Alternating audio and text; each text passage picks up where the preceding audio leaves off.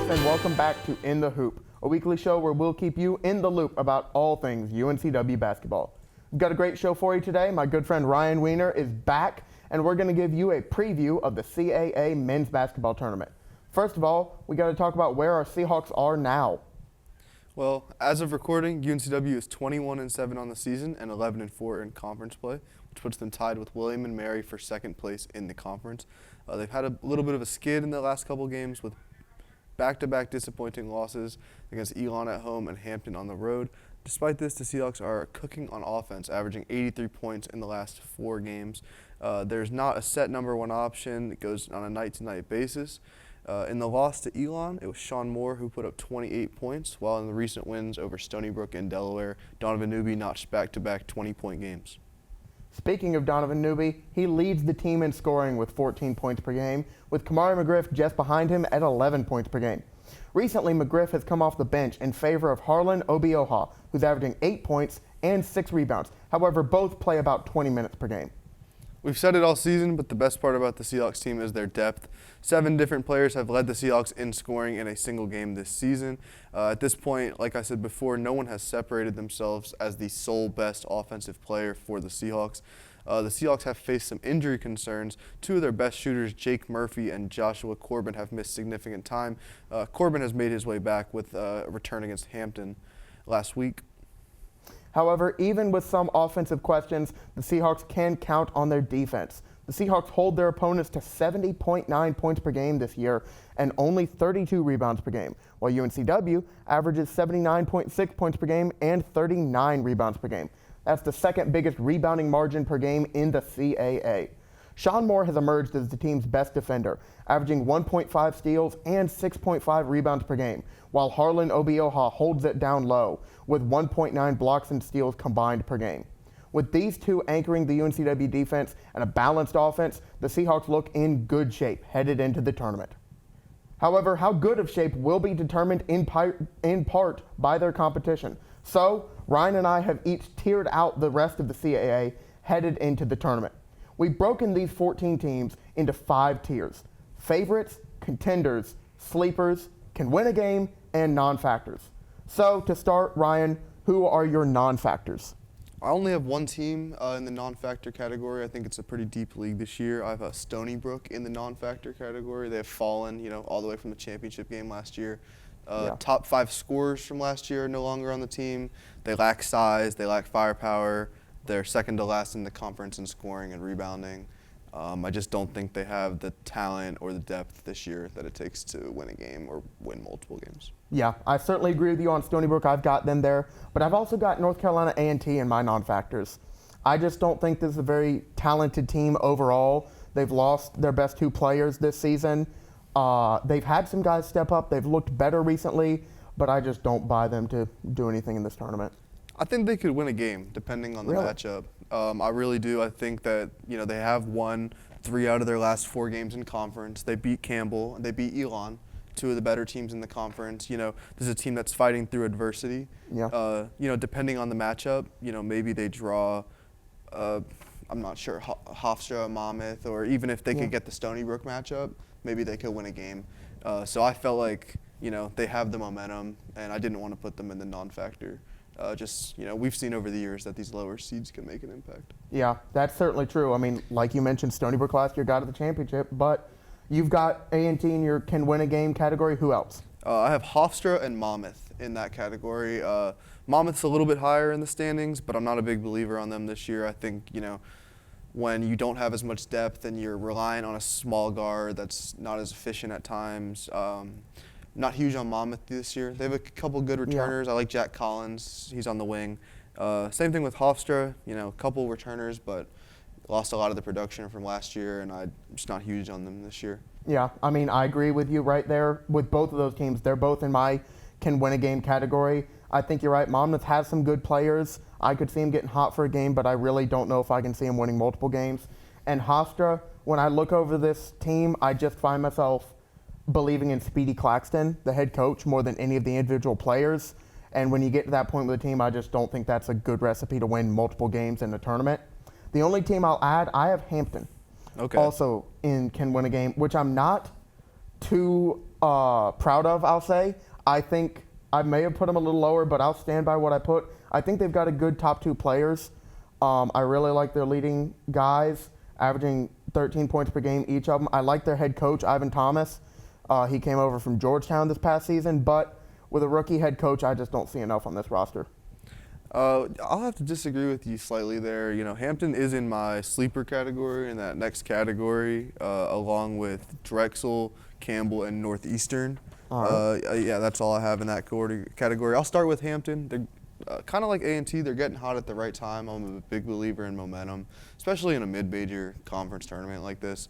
You know, the skill gap is pretty minimal. Yeah. Hampton, you know, we saw it the other day. They can get hot from behind the three-point arc, and I just think that skill is something that maybe can push them over the edge and win a game or two. You know, Drexel, physical defense. They just gave Charleston, you know, a butt whooping. That's a nice way to put it. That was fun to watch. It was a pretty physical showing, domination. They have 2 lead scorers in Kobe McGee and Yame Butler. And then Campbell, I would put them a little higher, but they are out of their second best player in Jason Sinani. Colby Duggan's a shot maker. He's a great offensive player, but he can't do everything. And then Northeastern, it's a similar situation. Rashad King might make all conference first team, but can't do everything. So I have those 4 teams in my sleeper category. What about yourself? I agree with you on all those. Northeastern, a lot like I said about Hofstra. I do like Rashad King. I think he's a great player, but I find myself trusting the head coach more than anything else. But that team does have a decent bit of talent, I think, so I agree with you. They're definitely a sleeper. Drexel and Campbell, I certainly agree with you. Campbell, I really do think, could have had a shot to be a higher one on this list, but like you say, their injuries have just really kind of killed them this season. The other team that I've got here is Delaware. I really like Delaware. They've got 5 players averaging double figures. They are 3rd in the conference in points per game. And what really amazed me, they lead the conference in field goal percentage, 3-point percentage, and free throw percentage. But they're 12-17. They're 5-11 in conference because they probably have the worst defense in the conference. But I put them in the sleeper category despite their record simply because I think in this kind of tournament, if you can get hot, that is the way that you win games. And this is the best shooting and scoring team in the conference, I think. I accidentally skipped Delaware, but I had them in the could win a game category. 1 tier below. Not as big on them. They do have a great offense, but defense wins championships. Yeah, see, that's where I disagree. Defense wins championships, but offense wins games, I think. That's fair. So that's a good point. I like Delaware. I think they're a good sleeper.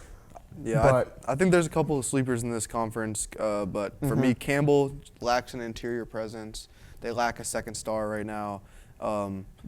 And, you know, Drexel, it's a sort of a different situation. They have that physical defense, but do they have enough shot making? You know, I don't think so. Do they have enough depth? Also don't think so. So we'll see. Do you want to move on to the next category? Yes. I have 3 contenders. So do I. In this category. I have William & Mary, Elon, and Charleston. I have the same 3 schools. Yep. William & Mary I'll start with. I love William & Mary this year. They, outside of UNCW, are probably my second favorite team in this conference. I really like their new head coach. They got Brian Earl from Cornell. He did a great job at Cornell. He's done a great job at William & Mary. This is a team that 10 guys average 15 minutes per game. So a lot like UNCW, you never know who you're going to get it from. They have had a good season, but a hot and cold season. The 17-11.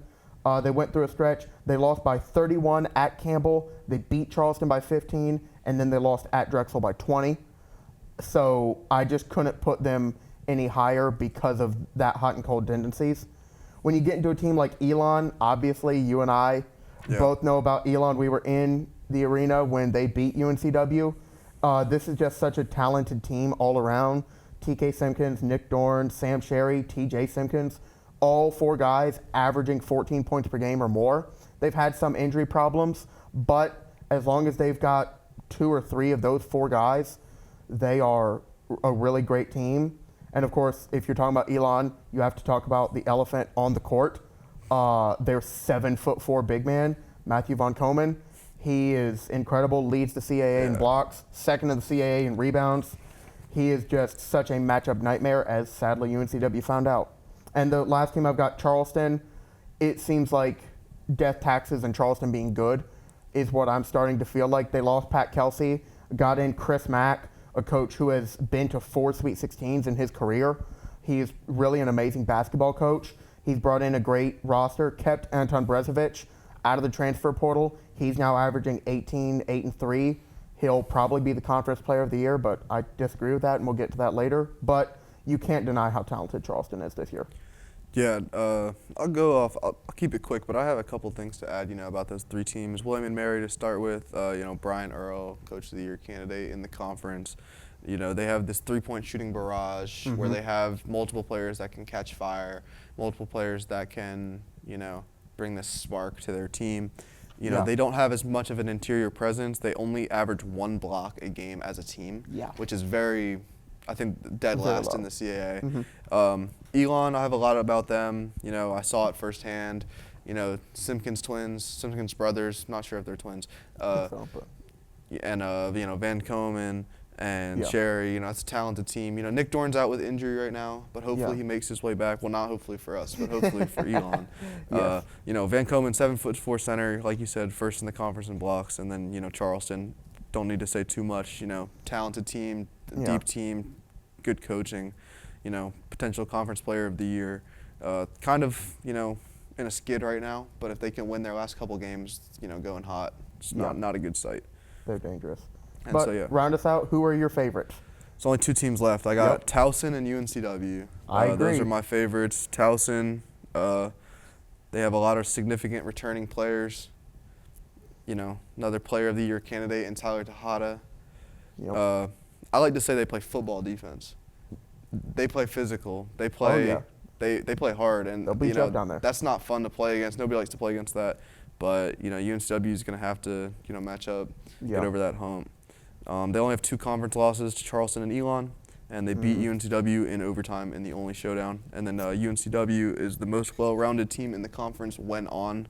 Yes. Specifying when on. Have some wishy-washy performances on the team, unfortunately. But we have a lot of good talent on the team, a lot of depth, great coaching.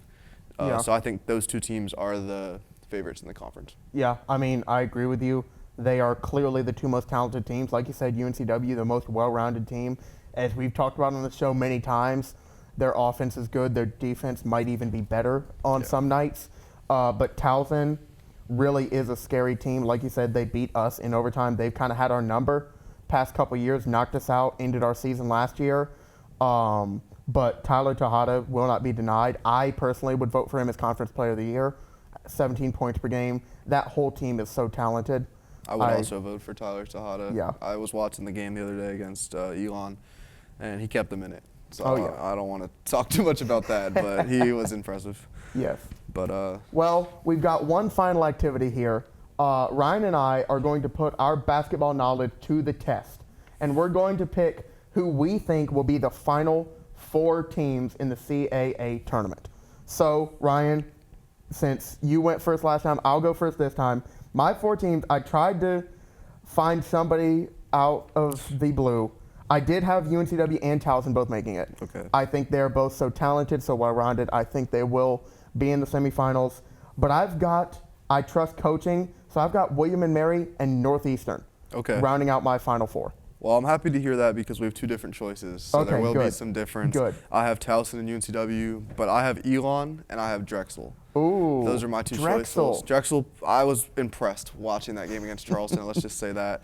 Physical defense. Kobe McGee and Yame Butler are 2 tough shot makers. McGee plays like 36 minutes a night. They don't come off the court. They're tough. And I just had also a quick mark of Drexel and Hampton were my sleeper teams of the tournament. And then just a couple sleeper players. Jack Collins from Monmouth. Yes, Wayne definitely. Bristol Jr. from Hampton. Day Wilk Tavares from Charleston. Cole Hargrove from Drexel. And then Sean Moore from UNCW. And that's my kind of slept-on all-CAA lineup for the tournament. I obviously agree with Sean Moore. I think he's terrific. I'll throw out one sleeper that I almost put in my final 4, but I didn't want to quite get this ambitious. I really believe in Delaware's ability. If they get hot at the right time, they are I'd say they are the wild card of this tournament. That's fair. Because I could see them making a Stony Brook-like run to the championship. I could see them losing by 40 in their first game. But I think if they strike while the iron is hot, I think Delaware could get hot. They're going to run into that buzzsaw over there at A&T. They might. Well, that's all for today's episode. Thanks again to Ryan for joining us. We will not have an episode next week since it is spring break, but Ryan and I will be in Washington, D.C., reporting live on the CAA Championship Tournament. So be sure to follow our Instagram at SeahawksCentralSports_UNCW for all of that exclusive content. Thank y'all for watching, and we'll see you next time. Go Seahawks.